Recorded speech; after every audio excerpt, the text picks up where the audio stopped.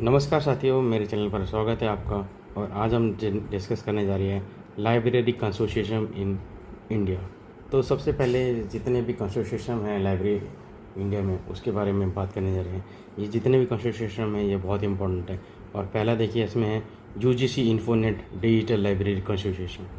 इसका जो वेबसाइट है वो है www.inflinet.ac.in। It was launch by APJ Abdul Kalam, the then president of India, in December 2003। कब इस्टेब्लिश हुआ था ये? 2003 के अंदर।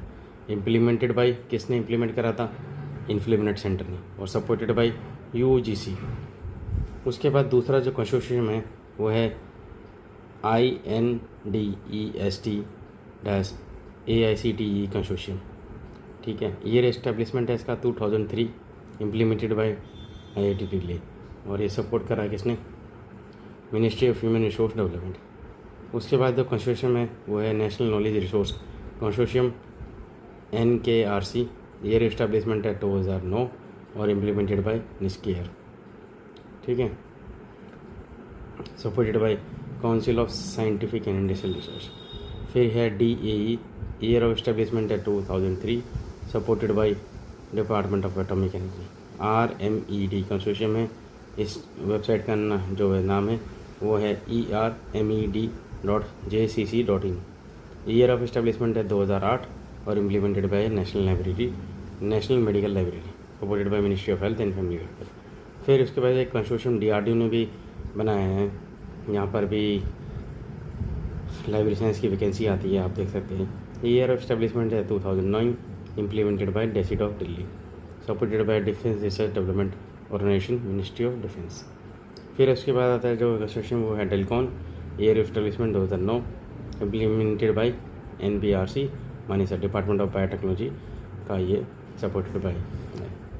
फिर CERA consortium for resource in agriculture. Year of establishment है 2007, implemented by IARI new Delhi, supported by ICAR world bank. फिर आता है जो कंसोर्शियम वो है एनलिस्ट। ये कई कॉलेजों में आप देखते हैं, एकेडमिक में वो ले रखते हैं। Project entitle national library and information service infrastructure for scholarly content. इसका फुल फॉर्म है being jointly executed by UGC infonet digital library consortium, INFLIBNET centre and INDEST ICT consortium IIT Delhi, provide for access to scholarly content to college universities as well as centrally funded technical institution through is 4 district component.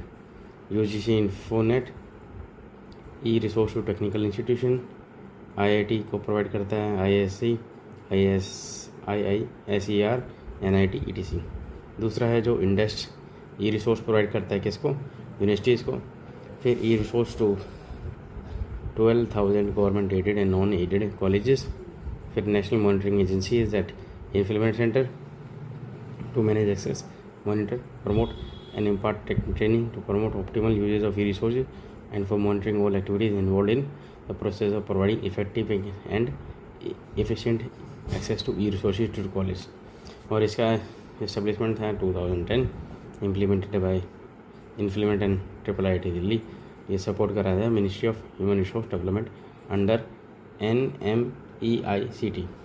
और मैं आपको बता देता हूँ कि consortium होता क्या है।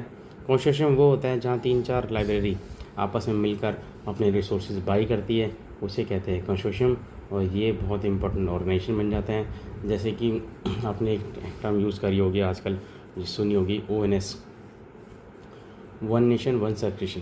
तो जितनी भी लाइब्रेरीज़ है एकेडमिक्स की, वो सारे के सारे एक रिसोर्सेज यूज़ करती है वन नेशन वन सब्सक्रिप्शन में। ठीक है, कई सारी मिनिस्ट्रीज़ भी है जो ONOS पे काम कर रही है, यानी कि सब्सक्रिप्शन हम कई सारी लाइब्रेरी एक साथ इकट्ठा होकर और रिसोर्सेज बाई करती है ताकि उन्हें बल्क में वो रिसोर्सेज मिल जाए। अलग अलग लाइब्रेरी एक ही, मतलब गवर्नमेंट ऑफ इंडिया तो एक ही है, और वो रिसोर्सेज चाहे एक लाइब्रेरी यूज़ करे या 2, तो हमारे उसमें पैसे बचते हैं। तो रिसोर्सेज जब हम इकट्ठा होकर बाई करते हैं तो उसे हम कंसोर्शियम कहते हैं, लाइब्रेरी कंसोर्शियम। ठीक है, thank you for watching my video. आपको कैसी लगी मेरी वीडियो आप बताइए। कम से कम आप एक कोशिश भी करिए कि रिसर्च आर्टिकल लिखने की कोशिश भी करिए, ताकि आपको you should know how to write a good research article. कोशिश करिए, ठीक है। मिलते हैं अगली वीडियो में। Thank you for watching my video.